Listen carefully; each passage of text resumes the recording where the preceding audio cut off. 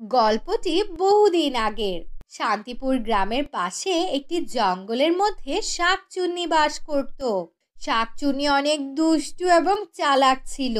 জঙ্গল থেকে অনেক অনেক দূরে শান্তিপুর গ্রামে অনামিকা নামে একটি মেয়ে বাস করত। সে তার বাবা, সৎ মা এবং সৎ বোন বিথিকার সাথে বসবাস করত। অনামিকা যখন অনেক ছোট ছিল তখন তার মা মারা যায়। তখন থেকে অনামিকা সৎ মায়ের অবহেলায় বেড়ে উঠতে লাগলো। সৎ মা অনামিকাকে দিয়ে অনেক কাজ করাতো, ঠিক মতো খাবার খেতে দিত না। বিথিকা অনেক ভালো ভালো জামা পরতো, কিন্তু অনামিকার ভাগ্যে জুটতো ছিঁড়া এবং ময়লা জামা। বিথিকা সব সময় তাকে নিয়ে হাসি তামাশা করত।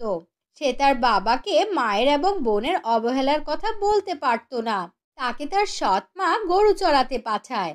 অনামিকা গরু নিয়ে মাঠে চলে গেল আর মাঠের এক কোণে বসে কান্না করতে লাগলো। এ কেমন ভাগ্য নিয়ে তুমি আমাকে পৃথিবীতে পাঠালে? এই কষ্ট তো আমি আর সহ্য করতে পারছি না।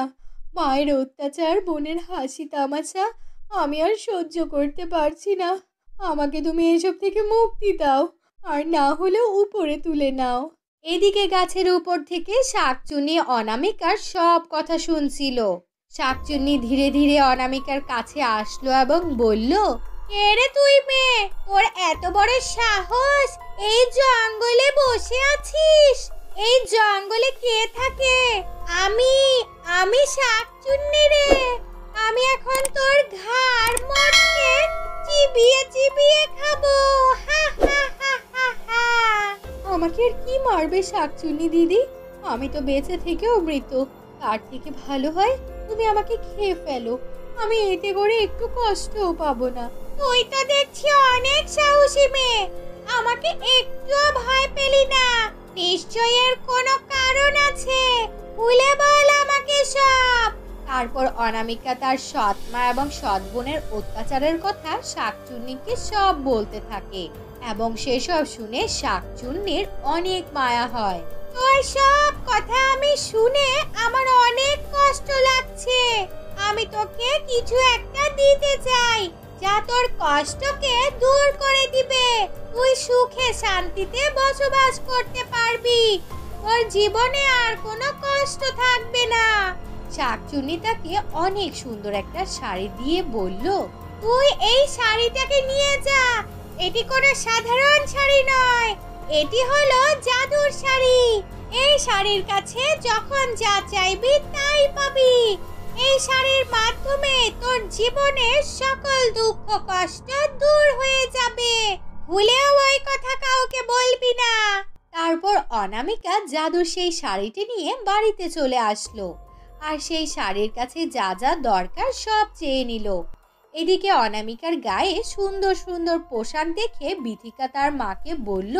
ওর মা এসে অনামিকাকে বলল, কিরে, তুই এত সুন্দর জামা কোথায় পেয়েছিস? নিশ্চয় চুরি করেছিস। আমাকে সত্যি করে বল, কোথায় পেয়েছিস? না হলে তোকে একেবারে মেরে ফেলবো। তাড়াতাড়ি সত্যিটা আমাকে বল। তোকে তো কোনো টাকা পয়সা দিই না, তোকে তো আমরা ছেঁড়া জামা পরতে দেই। তাহলে তুই এত সুন্দর জামা কোথায় পেলি? বিশ্বাস করো, আমি এটা চুরি করিনি। অনামিকার কথা শুনে অনামিকার মায়ের বিশ্বাস হয় না। সে অনামিকাকে মারতে থাকে। এমন সময় শাকচুন্নি এসে তাদের সামনে দাঁড়ায় আর বলে, তোর এত বড় সাহস! এতটুকু একটা মেয়েকে তুই মারছিস? এবার তোর একদিন কিন্তু আমার একদিন। তোর মুন্ডু আমি এখনই চিবিয়ে খাবো। তোকে এখন আর কেউ বাঁচাতে পারবে না। এতটুকু এতিম বাচ্চাকে তুই মারছিস? তোর মনে কি একটু মায়া দয়া নেই?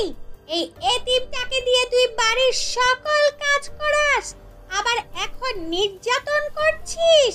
এসব কথা শুনে অনামিকার মা অনেক ভয় পেয়ে যায় আর বলতে থাকে, আমাদের মেরো না। আমরা যা করেছি অন্যায় করেছি। এবারের মতো আমাদেরকে ক্ষমা করে দাও। আমরা আর অনামিকার সাথে খারাপ ব্যবহার করব না। সারা জীবন ওকে আমার নিজের মেয়ের মতো ভালোবাসবো। ওর উপর যে অন্যায় করেছি, আমরা ভুল করেছি। আমাদেরকে প্লিজ ক্ষমা করে দাও। আমাদেরকে মেরো না, প্লিজ মেরো না।